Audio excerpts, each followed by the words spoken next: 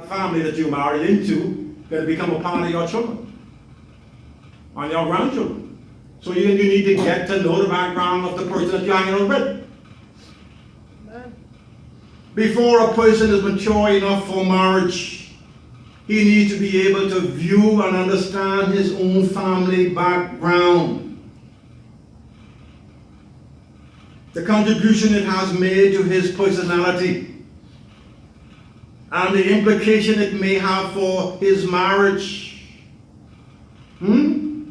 Since most research shows that a person's chances for success in marriage are influenced. A person's chances for success in marriage are influenced by the success or failure of his parents' marriage. Let me repeat that. And this is research material I'm sharing with you this morning. I'm not talking really nearly from my head. Since most research shows that a person's chances for success in marriage are influenced by the success or failure of his parents' marriage and by the emotional climate of his home, that has to be taken into consideration too, the emotional climate of his home. The mature person is not afraid to look at his family background and attempt to evaluate it objectively. Amen. A healthy person, a healthy emotional person, a healthy psychological person will not be afraid to look at his or her family background and attempt to evaluate it objectively. How is my family background going to affect my marriage? How would all the skeletons and how would all the spirits connected to my family tree affect my marriage? How would it affect my children? A mature, sensible person will think about all of these things in considering marriage. If he sees marriage failure and unhappiness in one or more generations in his immediate past or in his immediate family, he can think constructively about the situation and try to avoid a repetition in his own life, just as he would face the fact of a family history of tuberculosis or migraine or alcoholism or sweethearting or promiscuity in his family, just as he would face the fact of a family history and try to live in such a way as to avoid becoming a victim so far as it might be within his control. But how can he if he doesn't have God? How can he if he doesn't have God? And so all the stuff connected to his family tree, he's going to bring into the marriage. The tuberculosis, the migraine, the alcoholism, the sweethearting, the promiscuity in marriage and in their family. They're going to bring all of that stuff into the marriage. Spiritually speaking, all that stuff, they're going to bring it into the marriage. If there has been unhappiness in his family, he does not accept it as inevitable for his own marriage. He doesn't. Rather, he attempts to determine how his unhappiness has affected him. In other words, how his family tree has affected him, how his family life has affected him or her.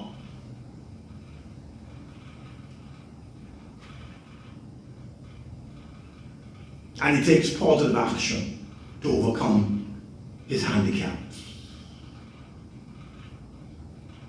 The mature person, and the operative phrase there is mature. The mature person does not harshly blame his parents for their weaknesses and failures. No, you don't blame your ma or your pa or your grandma. You don't blame them. He gives them credit for the strengths and achievements that he can see in their lives. Similarly, He does not take for granted that he is all set for happiness if his parents have been happy. Not because your parents are happy automatically mean that you will be happy in your marriage too. It doesn't work like that. He tries to understand the techniques of living that have made for happiness in his family. Especially, he attempts to access his own contribution.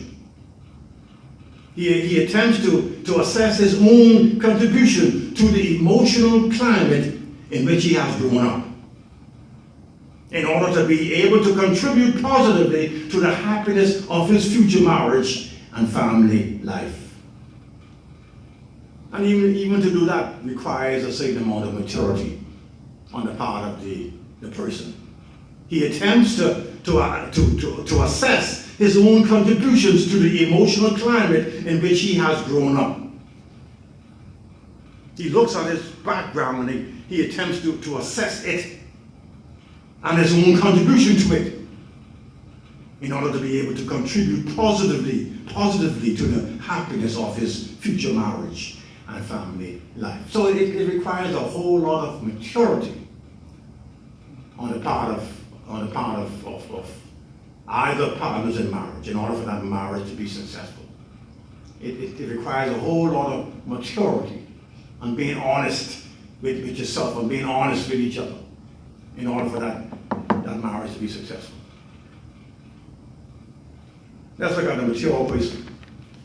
The mature person. And I'm going to try and sort of maybe wrap it up at this point. The mature person. The mature person meets problems constructively. The mature person meets problems constructively. Another trait that distinguishes the mature person from the immature, no matter what the chronological age may be, is that the mature person has learned how to meet his problems in constructive ways.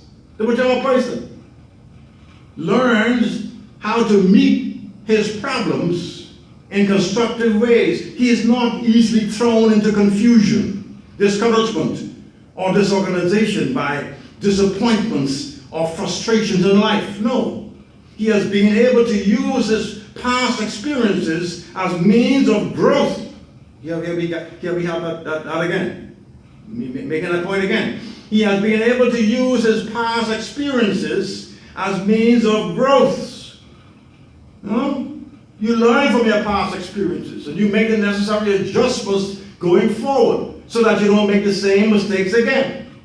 He has been able to use his past experiences as means of growth so that he has established more or less habitual policies that enable him to cope with emergencies and crises. That's maturity.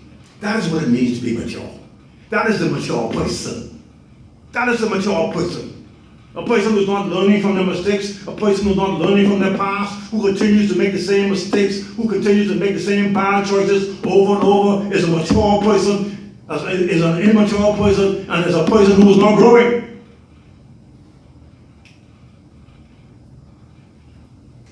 And so this phase of maturity will significantly affect his ability to build a successful marriage. Hallelujah. And I think I'm going to leave it there for the day because of time. I don't want to run out of time on tape. And we'll pick it up from there, God's willing, next time. In Jesus' mighty name. Thank you so much for watching. God bless you.